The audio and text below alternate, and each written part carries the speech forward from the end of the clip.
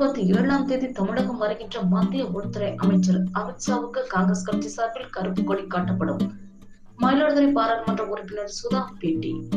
மயிலாடுதுறை மாவட்டம் மயிலாடுதுறையில் உள்ள காமராஜ் மாளிகையில் பாராளுமன்ற உறுப்பினர் சுதா என்ற செய்தியாளர்களை சந்தித்தார்.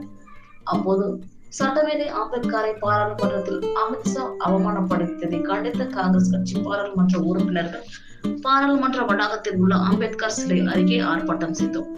பின் நாடாளுமன்ற கூட்டத்தில் கலந்து கொள்ள சென்ற போது பாரதிய ஜனதா கட்சி எம்பிக்களால் தாக்கப்பட்டோம். குறிப்பாக ராகுல் காந்தி, பிரியங்கா காந்தி இவர்களை திட்டமிட்டு தாக்கினார்கள். பாஜகவினருக்கு காந்தி என்றாலே பிடிக்காது போலும். இதையொட்டி காவல் நிலையத்தில் புகார் கொடுத்தோம். ஆனால் தாக்கிய பிஜேபி கட்சியினர் மீது இதுவரை நடவடிக்கை எடுக்காத காவல்துறை தற்போது ராகுல் காந்தி மீது வழக்கு பதிவு செய்துள்ளது. பிஜேபி அம்பேத்கரையும் அவர் எழுதிய சட்டத்தையும் அளிக்கும் வகையில் ஒரே நாடு ஒரே தேர்தல் திட்டத்தை அமல்படுத்த முயற்சிக்கின்றது. எனவே வருகின்ற டிசம்பர் 27 தமிழகம் வரும் மத்திய உள்துறை அமைச்சர் அமித்ஷாவுக்கு காங்கிரஸ் கட்சி சார்பில் கருப்பு கொடி காட்டப்படும் என்றார். நிகழ்ச்சியில் ஏராளமான காங்கிரஸ் கட்சியினர் உடனிருந்தனர். அகிம்சை முறையில் அமித்ஷா அவர்களை கண்டித்து ஆர்ப்பாட்டம் செய்தோம்.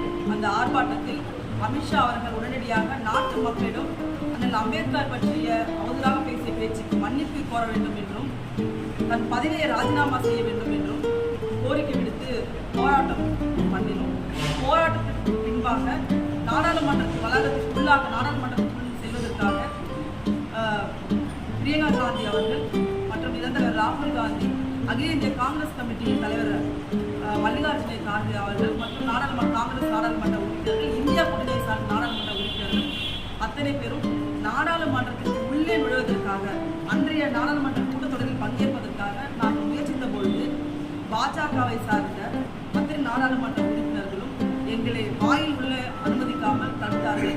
குண்டர்களை போட்டு நடந்து கொண்டார்கள். மிக மோசமாக பெண் நாடாளுமன்ற உறுப்பினர்கள் என்று கூட பார்க்காமல் பிரியங்கா காந்தி அவர்களை தள்ளிவிட்டார்கள், என்னை தள்ளினார்கள். இன்றைக்கு இந்தியா என்பது பெண்கள் வாழ்வதற்கு பாதுகாப்பற்ற நாடு என்ற சூழல் எல்லாம் இருக்கின்ற இந்த சூழலில் பெண் நாடாளுமன்ற உறுப்பினர்களுக்கே பாதுகாப்பற்ற நாடாக இன்றைக்கு இந்தியா திகழ்ந்து கொண்டிருக்கின்றது. இதற்கு மரியாதைக்குரிய மோடி அவர்கள் வெக்கு தலை புரிய வேண்டும். அவர்களுக்கு அம்பேத்கர் என்றாலே ஒரு பயம் இருக்கிறது.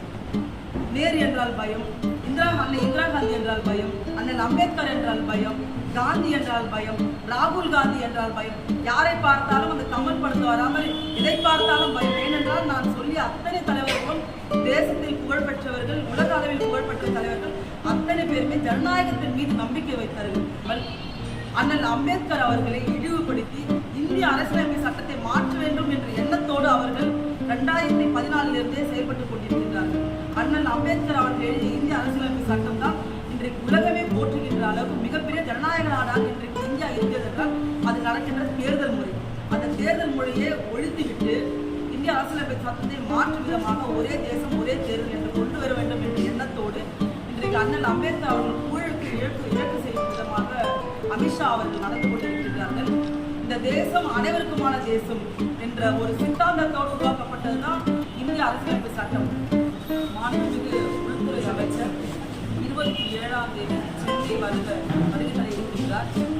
அண்ணல் அம்பேத்கரை இழிவுபடுத்தும் விதமாக பேசிய அமித்ஷா அவர்கள் தமிழகத்துக்கு வருவதை எதிர்ப்பு தெரிவிக்கும் விதமாக தமிழ்நாடு காங்கிரஸ் கமிட்டியின் தலைவர் மரியாதைக்குரிய செல்வப்பிரதி அவர்கள் கருப்பு கொடி காட்டி ஆர்ப்பாட்டம் தமிழகம் முழுவதும் காங்கிரஸ் கமிட்டியை சார்ந்த நிர்வாகிகளும் உறுப்பினர்களும் எதிர்ப்பு தெரிவிப்பார்கள் என்ற அறிக்கை அளித்திருக்கிறார்.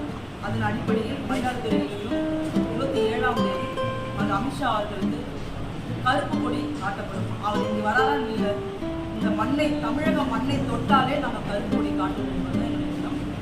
மரியாதைக்குரிய அமித்ஷா அவர்கள் இந்தியா போன்ற ஜனநாயக நாட்டில் வாழ்வதற்கு தகுதியற்றவர்.